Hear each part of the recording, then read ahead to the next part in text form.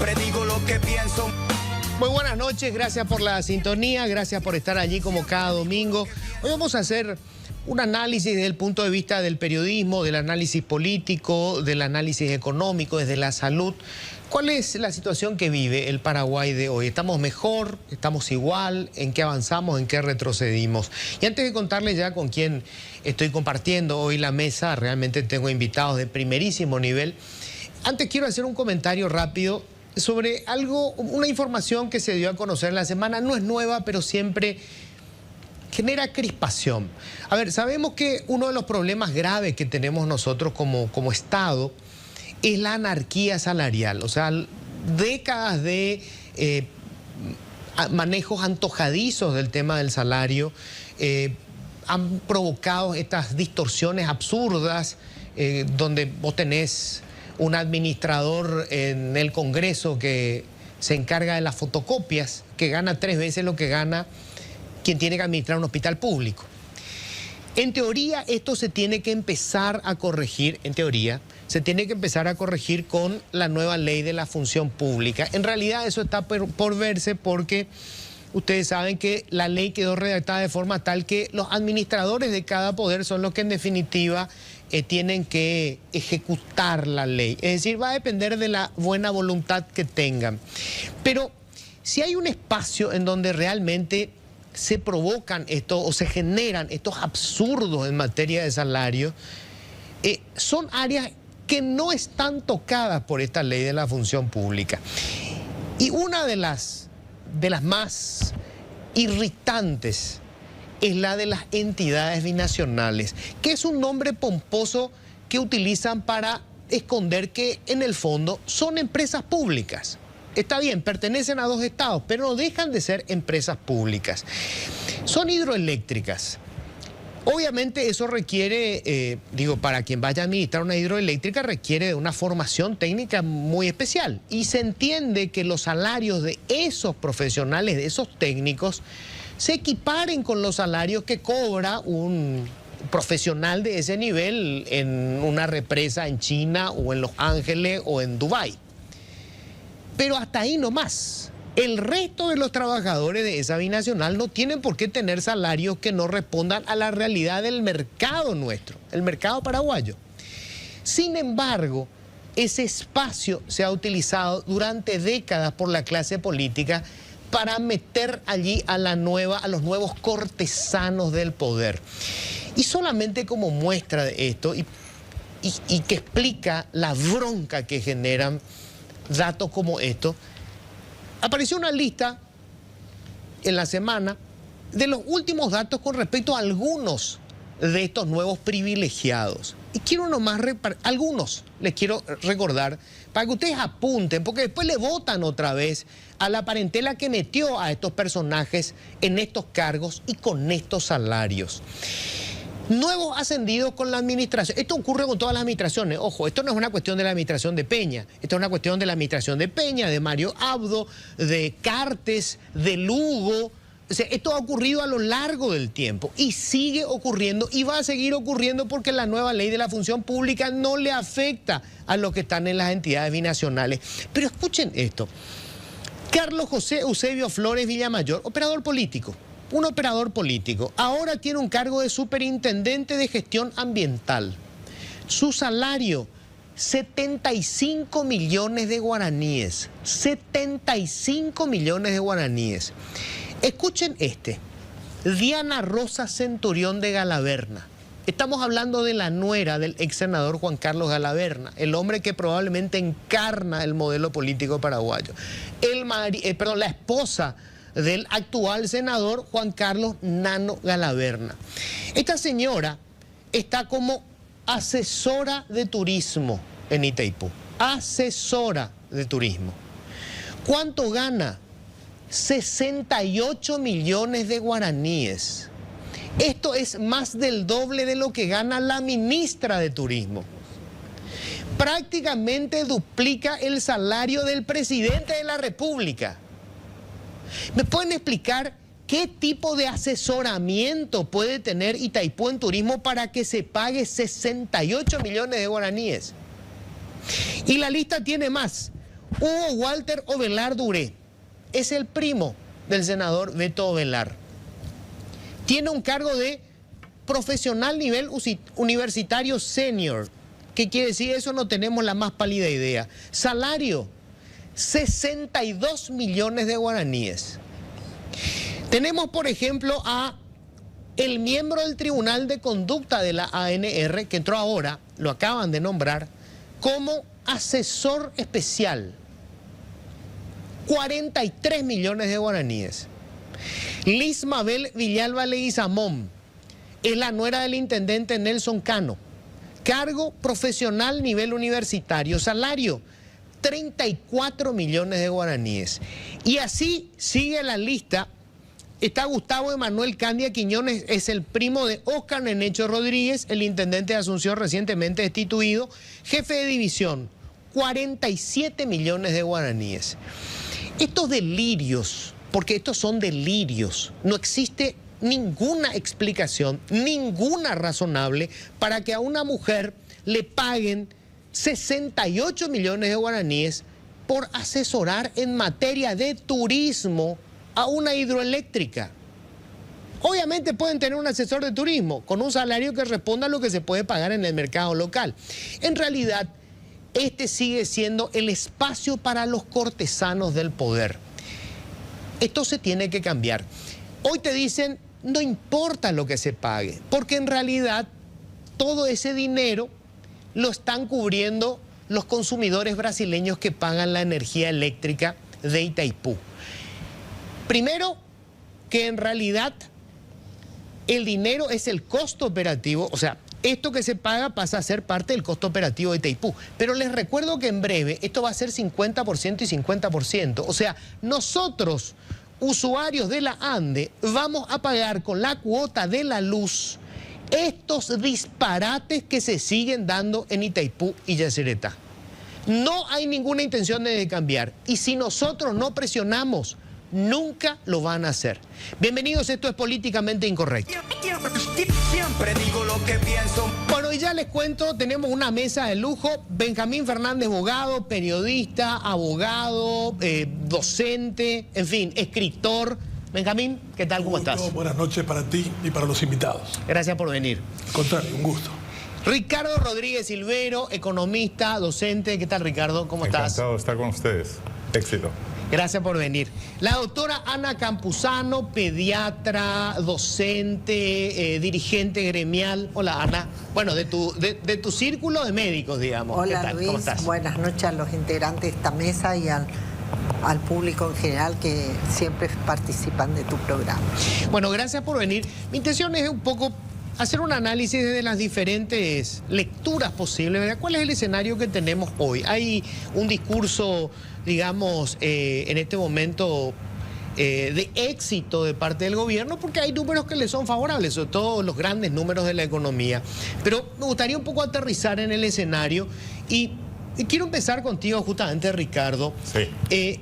¿Estamos mejor? O sea, exhiben todos estos grandes números, la economía va a crecer aparentemente más del 5%, pero ¿esto significa que estamos mejor en general los paraguayos?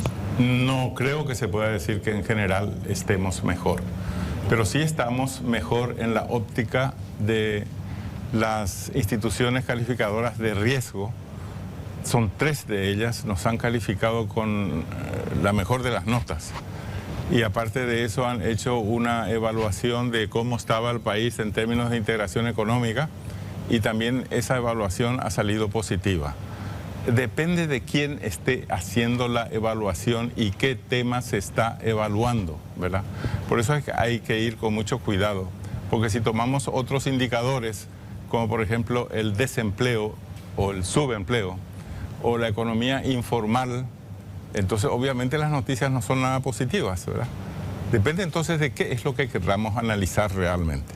O sea, esa bonanza de los grandes números no está aterrizando en el bolsillo de la mayoría de la gente. No aterriza en la parte más sensible en términos sociales y en términos de integración económica, porque están como subempleados, desempleados y no encuentran la forma de insertarse positivamente en la economía. O sea, la gente no se está conectando a ese boom, la mayoría de la gente. La mayoría de la gente no. Estamos como observadores de lo que está pasando. Estamos como observadores, y como observadores pasivos y además perjudicados, ¿verdad? Benjamín, y en términos políticos, a ver, del 89 a esta parte nosotros venimos intentando construir una democracia que se consolide, tuvimos una nueva constitución, había como una esperanza de que, digamos, podríamos aspirar a que esto ya fuera permanente en el tiempo. ¿Hay una regresión en los últimos años? O sea, ¿tenemos instituciones más débiles? ¿Cómo ves la cosa? Si miráramos en términos de perspectiva esa primera década, de 1989 al 99, había mucho entusiasmo en construir algo que se pareciera a la democracia. Hicimos una constitución en 1992, hicimos una ley de acceso a la información pública posteriormente, y si miramos el cumplimiento tanto de la Carta Magna como de esta última, vemos una regresión flagrante. No solamente estamos volviendo al estado opaco, oscuro, que no quiere dar información, que tenemos que pedirle permiso a los 350.000 empleados públicos para preguntarle lo mismo que habías hecho en tu comentario. Eso que ahora es de acceso público, ilimitado para cualquiera, sin embargo ya no lo será con esta ley de datos personales que se aprobó en la Cámara de Diputados y va camino a su aprobación también en senadores. Y si miramos las instituciones que creamos en la Constitución del 92, Consejo de la Magistratura, Jurado de Enjuiciamiento, y miramos los resultados, la mafia de los pagarés es una demostración elocuente del estado putrefacto de la justicia paraguaya. Jueces, ujieres, mezclados con abogados, para terminar esquilmando a decenas de paraguayos que han muerto incluso en el camino de ser expoliados por este sistema. Y si miramos todavía más a fondo, si uno comete un crimen en el Paraguay solo tiene 5% de posibilidades de ser enjuiciado y 1% de ser condenado. 99% de los que cometen un delito tiene posibilidades de zafar en el sistema paraguayo. O sea, con un esquema como este, ¿cómo podríamos decir que estamos mejor? El Banco Mundial y el Banco Interamericano de Desarrollo dicen que se roban 2.000 millones de dólares por año del presupuesto general de gastos de este país. ¿Y usted cree que alguien se ha puesto perturbado ante una situación como esa? ¡No! Una cosa que aquí, que en cualquier parte sería una cuestión escandalosa, para nosotros es una cuestión normal. Durante la presidencia de un mandatario paraguayo se roban 10.000 millones de dólares. El presupuesto general de gasto de la educación es 1.100 millones. De la salud también por allí. O sea, se están robando el doble del presupuesto en educación y salud y nadie es procesado, nadie es condenado. Y los que van a la cárcel inmediatamente recuperan su libertad, como el gobernador del departamento central o el intendente de Lambaré, que no se lo encuentra. O sea, robarle al Estado aquí sigue siendo una costumbre inveterada que nos rezaga y que realmente nos lleva a una situación política de tener un gran nivel de descontento para con la propia democracia. Vamos a hablar después justamente del sistema judicial, ¿no? Y sobre todo, ¿qué perspectiva hay? O sea, la cosa se va a degradar todavía más, pero lo vamos a hablar enseguida. Antes le quiero preguntar a Ana Campuzano, ¿cuántos años en la medicina, Ana? 50. 50 años. No, en la medicina sí, 50. 50 años en la medicina.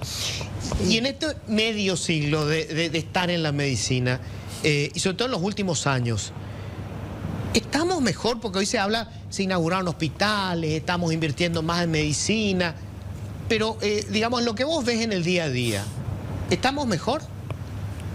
Yo diría que existen algunas cosas en las cuales estamos mejor, pero no de ahora, sino que viene desde muchos años luchando por esas conquistas que han mejorado en ciertos aspectos. Por ejemplo, al escucharle a Benjamín en este momento, tengo una crispación. Dijo 2.000 millones de dólares se le roba al Estado. Y sin embargo, en esta gestión, el MEF, o sea, el Ministerio de Economía y Finanzas, nos ha sacado más del 70% del presupuesto destinado a vacunas. Y eso es una crispación total para mí como madre, como ciudadana, como pediatra, como médico, como habitante, como ciudadano de este país. Nos exigen muchas cosas, sin embargo, 2 leyes que protegen la vacunación de las personas en el Paraguay, niños, adolescentes, embarazadas y adultos mayores, en este momento corre un riesgo impresionante para el 2026 de no contar con presupuesto. ¿Y qué pasa?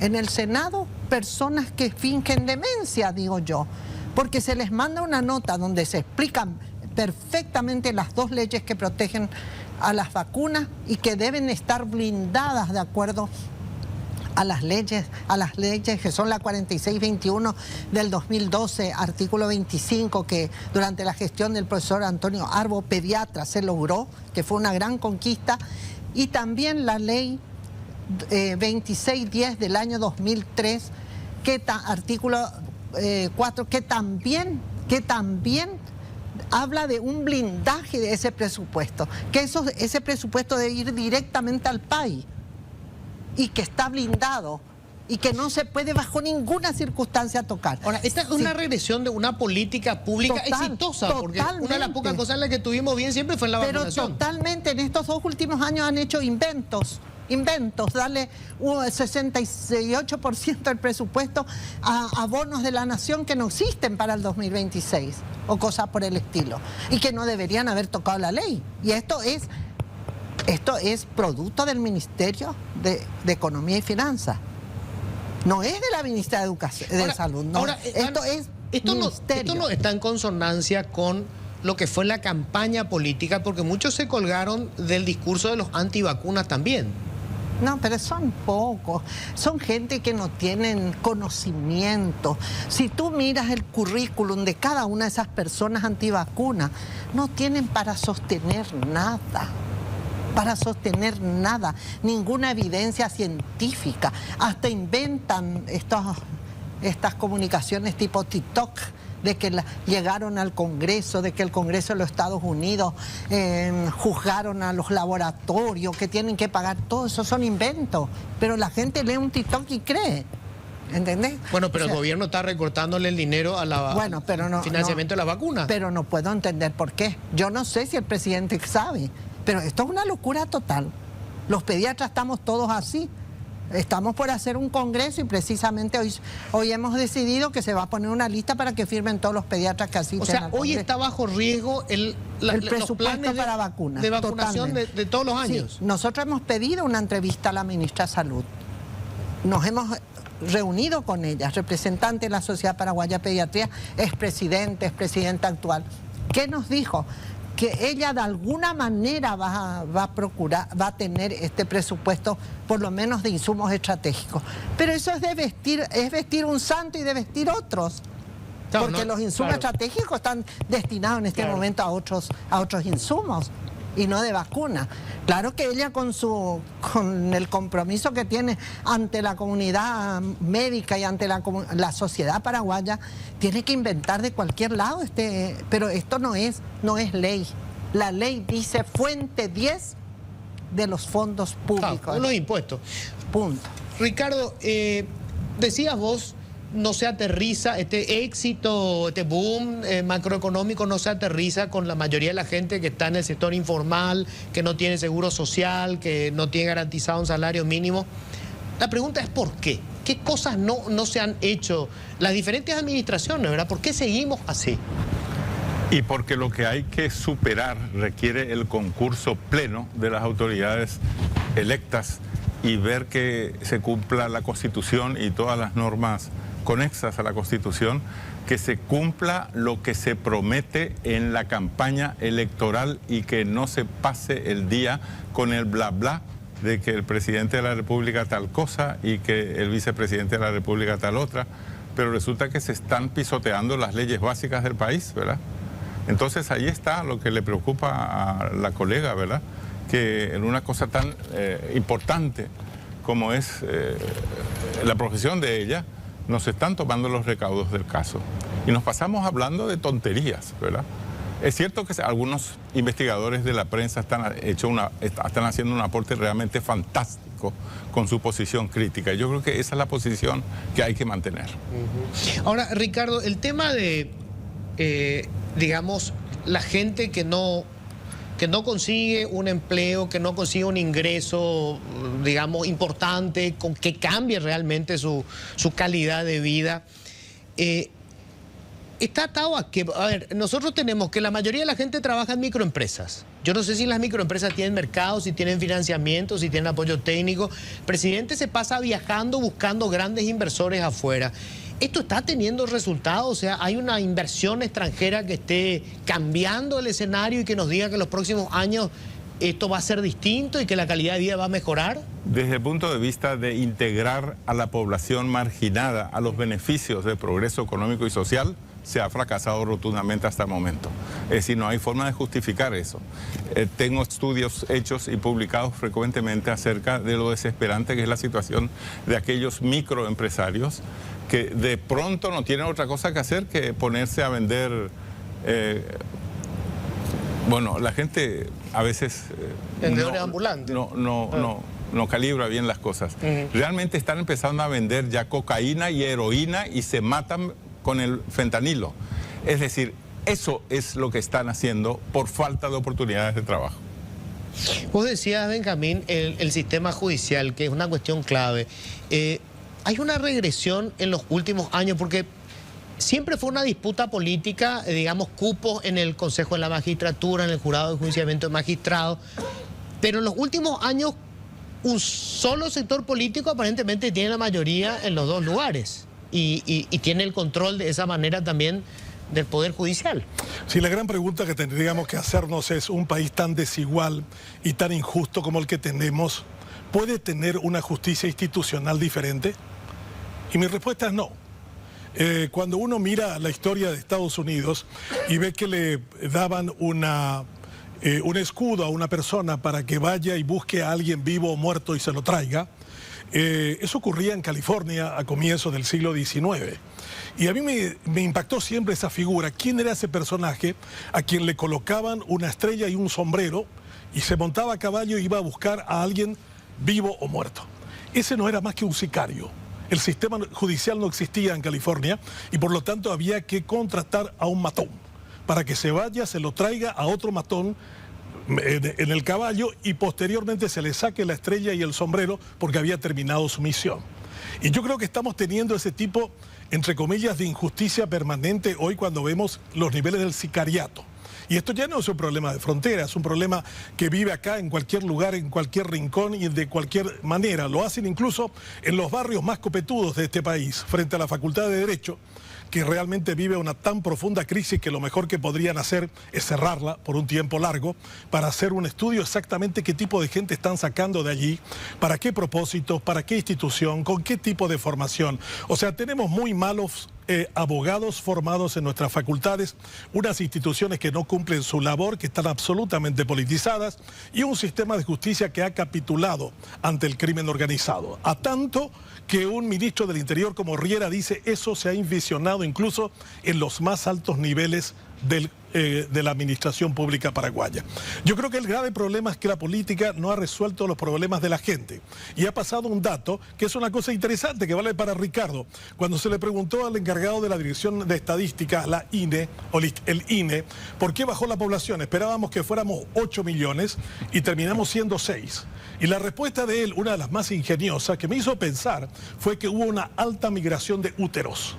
O sea, cantidad de mujeres partieron con destino a la Argentina y España y no tuvieron hijos y no sumaron gente en la estadística paraguaya. Yo digo, si hay tanta gente que va fuera del país, es porque no hay oportunidades. Y Jefferson tenía una expresión fantástica que decía, la democracia es un sistema político de oportunidades donde cada persona tiene que estar segura de que tiene al menos una oportunidad. Y cuando no tienes oportunidades, te vas a la Argentina, te vas a España. Poca gente sabe, por ejemplo, que Buenos Aires es la ciudad más poblada de paraguayos. Asunción tiene 450.000 habitantes y en Buenos Aires, hoy estaba mirando las estadísticas en una jornada de votación, tienen 1 millón de paraguayos. Con el Gran Buenos Aires, 2 millones. O sea, la mayor ciudad poblada de paraguayos no está en Paraguay, está en la Argentina y se llama Buenos Aires. Entonces, si la gente sale, no tiene oportunidades, no tiene un sistema judicial que realmente funcione para dirimir conflictos, solo nos queda es otorgarle a alguien la condición de una estrella y un sombrero para que nos traiga a alguien vivo o muerto. Creo que es una oportunidad para señalar con contundencia también de que Paraguay figura en las peores posiciones del crimen transnacional y que está totalmente sometido a lo que eso significa. Cuarto a nivel mundial. Cuarto después de Camboya, de México y de Colombia. Estaba a punto de decir eso, gracias Benjamín. Vergonzoso. Son 194 los países procesados. Paraguay se encuentra entre los 4 peor posicionados a consecuencias del crimen transnacional. Y hay que decir con todas las letras eso. El primero de todos es Birmania, que nadie sabe ni siquiera dónde queda, ¿verdad? El segundo peor posicionado es México. El tercer peor posicionado es Colombia. Y el cuarto ya es Paraguay. Es decir, figuramos en las estadísticas oficiales como el país peor posicionado entre los peor posicionados en el 4º puesto. ¿Cómo construimos? A ver, yo no sé cómo el presidente Peña habla de el gigante que vuelve a despertar. Odio el discurso ese, pero bueno, el gigante que vuelve a despertar, los inversores internacionales que están descubriendo la maravilla de Paraguay, pero cualquiera que va a poner la plata acá, entra a revisar en, no sé, en Google o en TikTok si querés, y va a encontrar eso, que estamos 4º en la lista de los mayores delincuentes como nación del mundo. Así mismo. Y por eso será que no vienen los inversores, porque ellos son inteligentes. Bueno, los inversores no vienen tan bien, y hay que decirlo, porque ¿quién viene a un país que está penúltimo a nivel educativo a nivel mundial? Y por eso solamente Camboya está peor que nosotros. Ellos conocen esos datos, entonces no vienen, Benjamín. No tenemos gente para ser gerentes, no tenemos gentes operativas en altos cargos. No, entonces, ¿quién va a venir a invertir en un país que no tiene educación, que tiene crimen organizado, que no tiene justicia y que hay un personaje que se cree Gulliver que dice que hay que despertar a un gigante?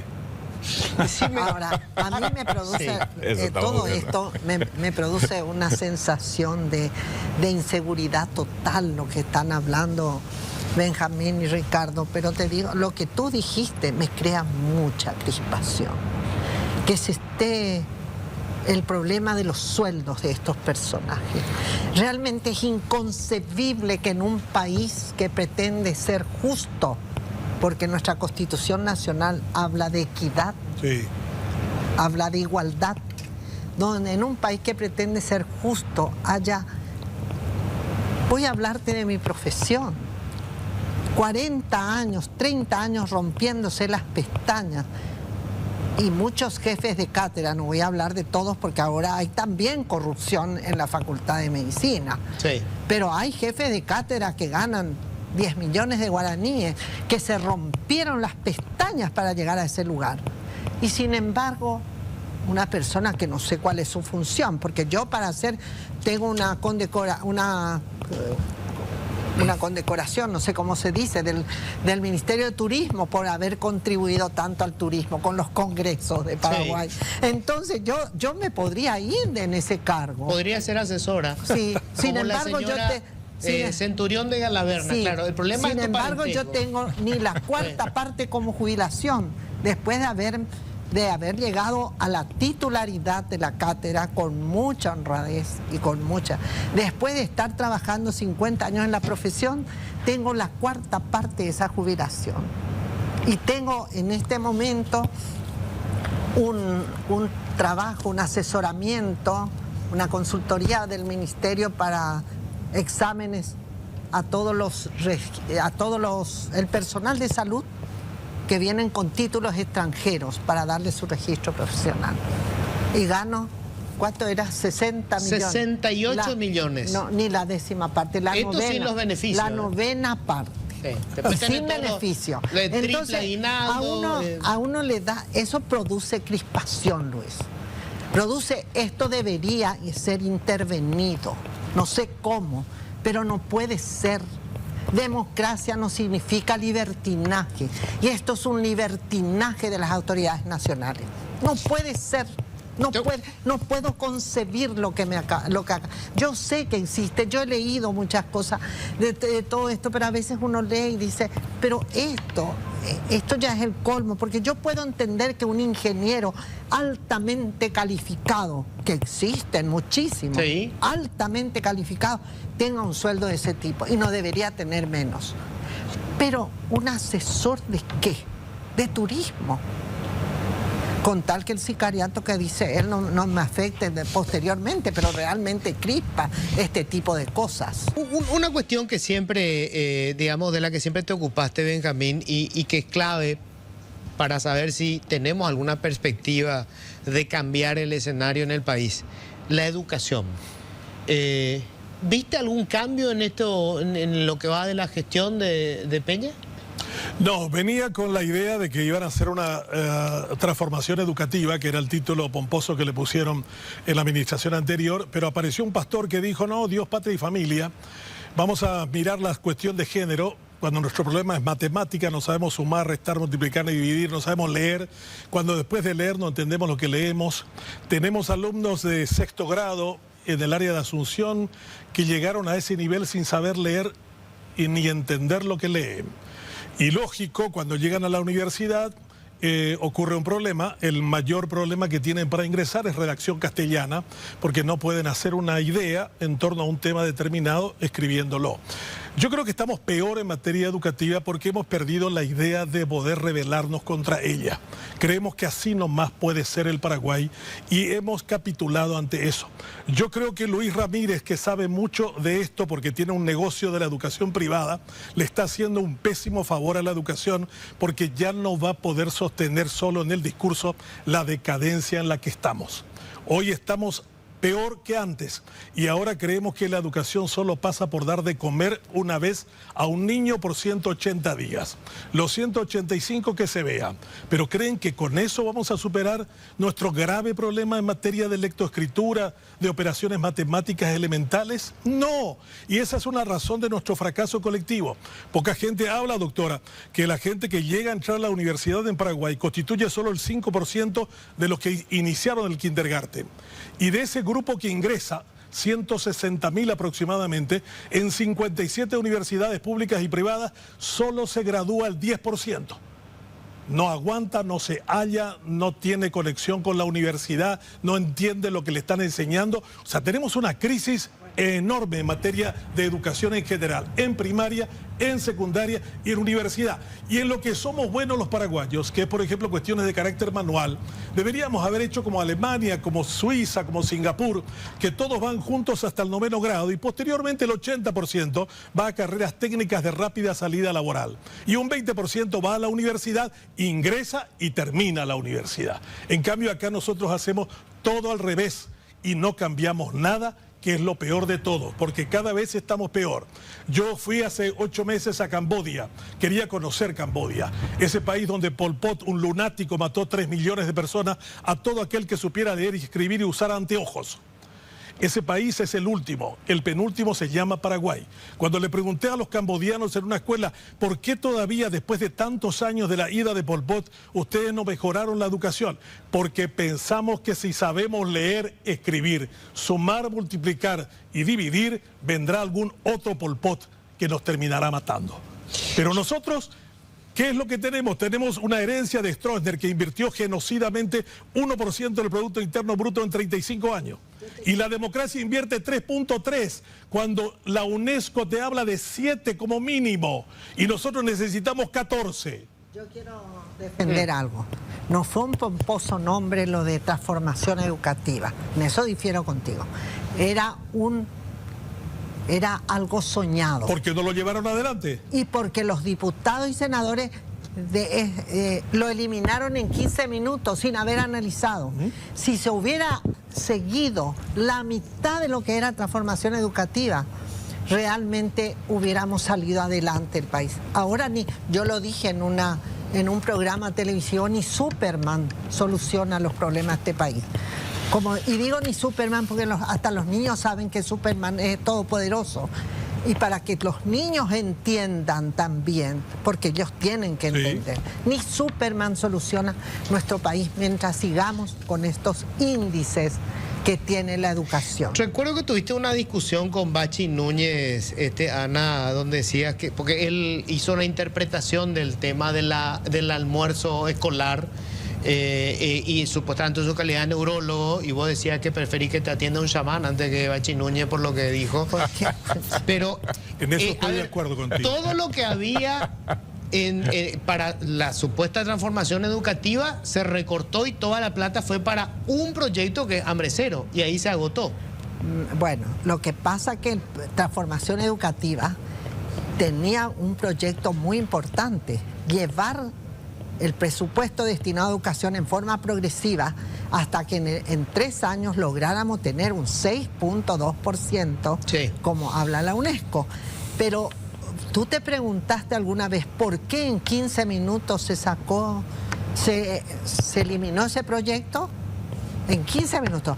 Porque tenía presupuestos que no le... tenía impuestos, porque el dinero, o sea, el presupuesto de transformación educativa estaba en base a un estudio económico también. Sí, tenía un plan de financiamiento. Tenía un plan de financiamiento. Y había que tocar impuestos. Había que tocar impuestos. Y esos impuestos no son impuestos inocentes, son impuestos que tienen mucho problema, como es el impuesto al tabaco. Sí. Que además de ser perjudicial para el país, era uno bueno. Y también es una droga. Tenía impuestos, ojalá pudiéramos cobrar a la droga, pero no sabemos quiénes son los narcotraficantes, entonces no podemos poner ese impuesto. Pero también se puso un impuesto a las bebidas azucaradas que hacen daño a la población. Sí. Te voy a pedir un paréntesis brevísimo, porque estamos en contacto un ratito en la Argentina con Jimena Pérez. Ella está en Córdoba. Porque bueno, hay mucha gente que quiere saber qué está pasando en la Argentina, qué resultados tiene. Hola Jimena, ¿cómo estás? Muy buenas noches.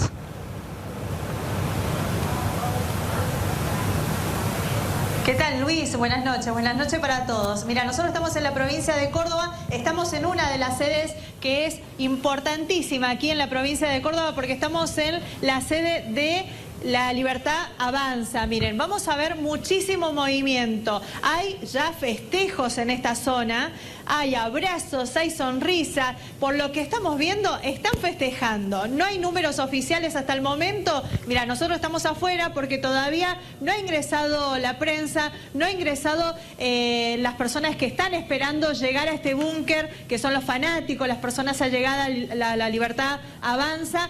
Están todos esperando números oficiales, pero les puedo decir que aquí los festejos son muchos, las sonrisas son muchas y los abrazos también. ¿Por qué? Porque se habla aquí en la provincia de Córdoba, que es una provincia que en el último año, y más que nada cuando se eligió como presidente a Javier Milei, fue una de las provincias que dio su apoyo, y su apoyo fue muy importante. Esta vez parece que pasó lo mismo, 11 puntos arriba.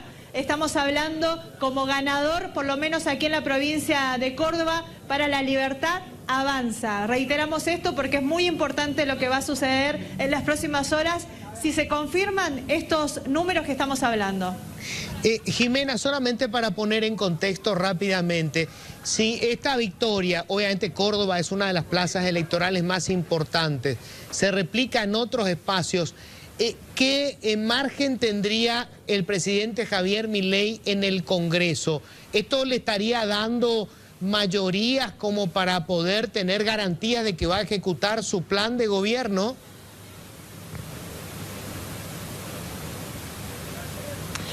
Si se confirman los resultados que estamos manejando, ¿no? Porque todavía todo, nada es oficial, ¿no? Nada es oficial hasta el momento, por eso ustedes están viendo a la militancia pegada a uno de los televisores, pegada para saber cuáles son los resultados a nivel nacional. No hay resultados a nivel nacional, pero aparentemente la gente decidió seguir con este plan de La Libertad Avanza, apoyar al presidente Milei, que eso era lo que se esperaba. Me parece que acá vamos a tener un día diferente en el día de mañana, porque había muchísima expectativa de lo que iba a pasar el lunes, más que nada a nivel económico. Esto da tranquilidad, por lo menos a La Libertad Avanza, tener este apoyo. Por un lado, de la provincia de Córdoba, que es una provincia que decimos, reiteramos esto, es una de las provincias más importantes que tiene el país, donde siempre la Libertad Avanza ha tenido su apoyo, y a nivel nacional parece que se está manejando casi números similares, ¿no? Está más peleado a nivel nacional, hablando también desde la provincia de Buenos Aires, pero me parece que por lo que vemos están festejando ya un triunfo importante a nivel país, y si hablamos obviamente de la provincia, estamos hablando de 11 puntos arriba de la segunda fuerza. Jimena, muchísimas gracias, muchísimas gracias. Gran abrazo, gracias. Córdoba no es dato porque Córdoba siempre fue el tipo. Un abrazo grande para todos. Seguimos trabajando desde este lugar. Jimena Pérez, periodista de TN, gracias por esto. Bueno, vamos a ver qué pasa todavía. Córdoba, sí, Córdoba era antiperonista. Sí, hay que ver cómo... Entiendo que en Gran Buenos Aires el resultado esa sí es una definición importante. Pero bueno, vamos a ver qué pasa. Bueno, me decías vos. Te decía que lo de la reforma, el problema de transformación educativa por un loco o dos locos, no fue un solo loco, dos locos de mucho impacto de religiosos, lograron que se anulara 3.000 personas fueran frente al Congreso y darles base para que los congresistas anularan esto. Yo creo que ellos... Miren la importancia que tiene la educación en el Paraguay, que dos locos pastores pueden descarrilar el tren de la educación. Claro, pero ¿qué pasa? Como había también, hubo ahí falta de apoyo, el periodismo no nos apoyó y entonces no apoya el periodismo, estaba dividido, no se conocía bien el programa, porque eso es real. Utilizaron una frase que era transversal a transformación educativa, que decía: el Paraguay es un país inclusivo. Y eso estaba como... Claro, te imaginas que eso fuera una mala palabra. Ser inclusivo es una mala palabra. Pero está en la Constitución. Claro, pero aparte, qué bueno que seamos inclusivos. El artículo de la Constitución. Claro, pero ellos lo explotaron bajo un aspecto, cuando nosotros tenemos japoneses, brasileños, ucranianos, rusos, españoles, italianos, alemanes. Pero además, ¿en qué aspecto puede ser malo ser inclusivo? Claro, bueno, en fin. Pero en esa palabra, para llevar a 3.000 personas frente al Congreso, y eso tener como base para la anulación de este programa que realmente era ambicioso y que nosotros lo hubiéramos llevado adelante. Paraguay en 15, 20 años era un tigre en América. Pero eso porque la educación... Eso de confundir inclusivo es típico de la mala educación. Claro. Entonces, ¿qué pasó? Entonces, ¿qué pasó? Tampoco a los políticos les conviene un pueblo educado. Eso me recuerda... En 15 años este país hubiera sido una pequeña Malasia. Eso que dice Ricardo me recuerda cuando un presidente seccional fue el huésped de un diputado, aquí un diputado colorado, y el diputado colorado se levantó y dijo: vengo aquí a agradecer a don fulano de tal que ha sido nuestro excelente anfitrión. Y el presidente seccional se levanta y dice: no le voy a permitir a usted que en mi propia casa me trate de anfitrión. No le puedo. Ahora, Ricardo... Entonces, usted se asusta por lo inclusivo. Ana mencionaba una cuestión que muy pocos economistas se animan a referir, Ricardo. Con este modelo tributario, con esta presión tributaria, ¿es posible hacer realmente un cambio en Paraguay? Se puede iniciar un cambio si es que las autoridades encargadas de la tributación ponen en la práctica, no solamente en las leyes, decretos y reglamentaciones, ¿verdad?